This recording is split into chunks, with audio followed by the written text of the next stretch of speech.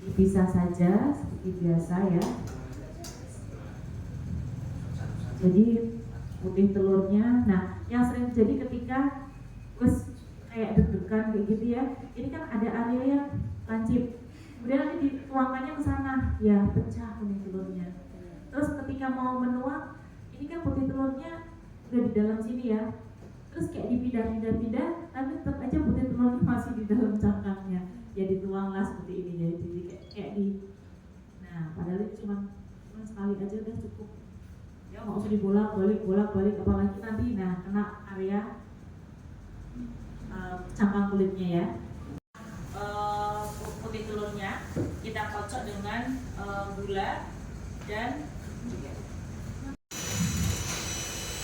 kita masukkan bagian yang pertama.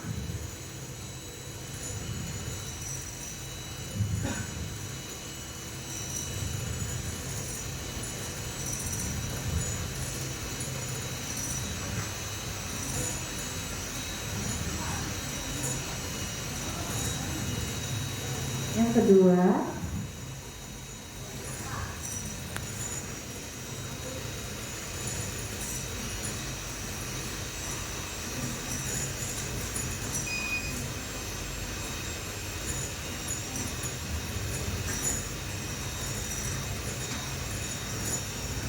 yang ketiga. Nah tahap ini mixernya kecepatannya masih satu dulu sampai dia gula pasirnya benar-benar larut, baru nanti kita naikkan speed berikutnya.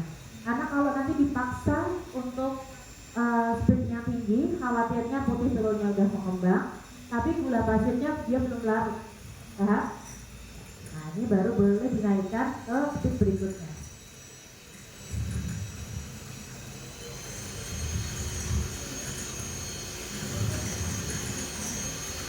Sampai nanti dia kalau diangkat ya, dia masih nempel di dalam disknya, pengocoknya, tapi nanti kalau diangkat dia putih telurnya itu lentur, nggak kaku lancip ya, masih lentur.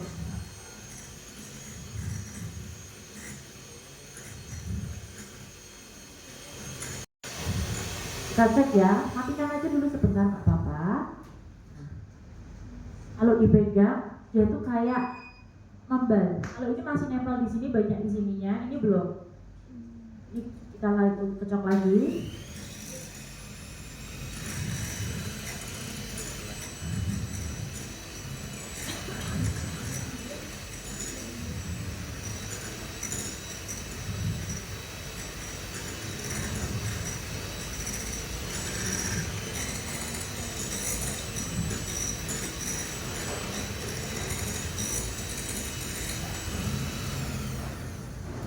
Nanti pegang lagi.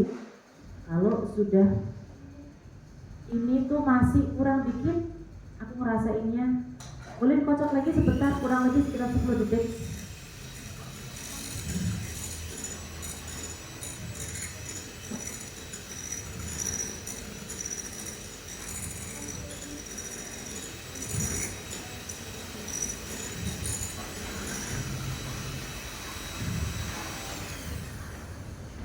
Nah, nanti teman-teman semuanya pegang.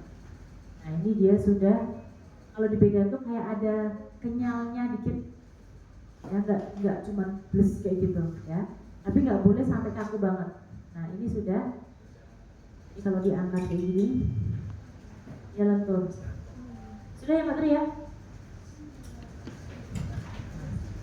Atau kalau Mas Riko sukanya kalau dibalik dulu, kan sudah siap ya? Biar dia lentur lagi, baru nanti kita masukkan putih telur ke dalam adonan putih telurnya secara bertahap sebanyak 3 kali ya.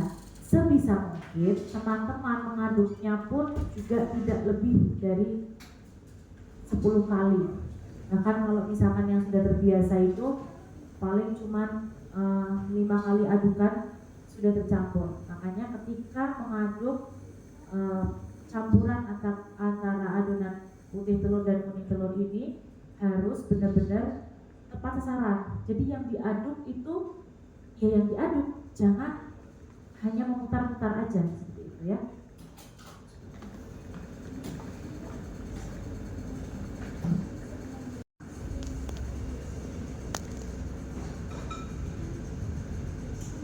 Kemudian diaduk. Jadi kalau aduk benar-benar yang diaduk putih telur sama kuning telurnya biar bercampur rata seperti ini.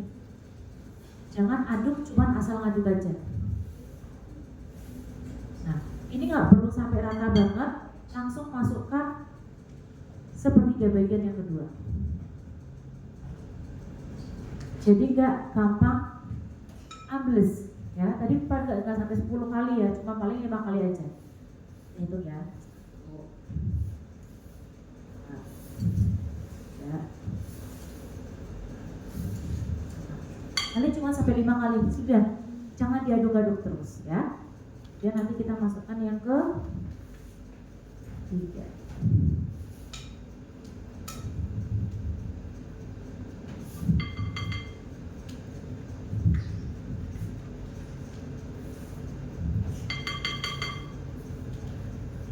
Resep sudah saya siapkan semuanya, tinggal nanti cek ulang kalau di rumah mau bikin.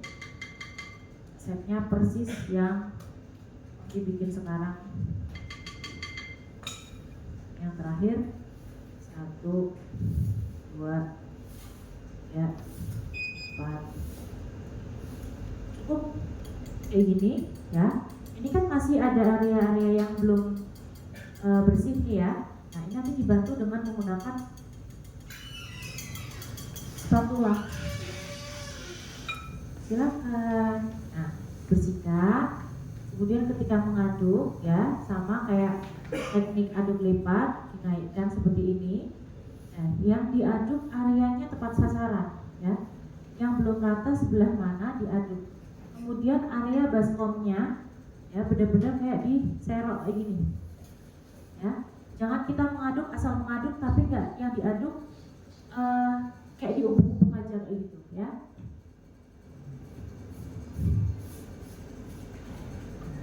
Ambil lagi bagian bawahnya, sudah benar-benar naik ke atas. Bagian bawah diaduk dulu sedikit kayak gini, tarik lagi area bawahnya. Nah sudah seperti ini, kemudian kita timbang.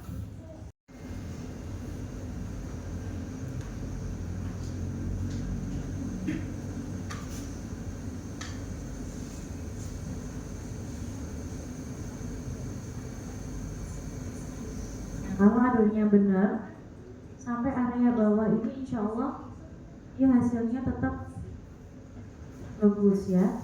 Meskipun nanti sisa, nanti kalau misalkan ada apa namanya sisa seperti ini, biasanya kalau misalkan adonannya bagus, ini tetap masih bisa mengembang ya. Paling kan cuma tunggu sekitar 15 menit, setengah jam kayak gitu untuk pengaduk.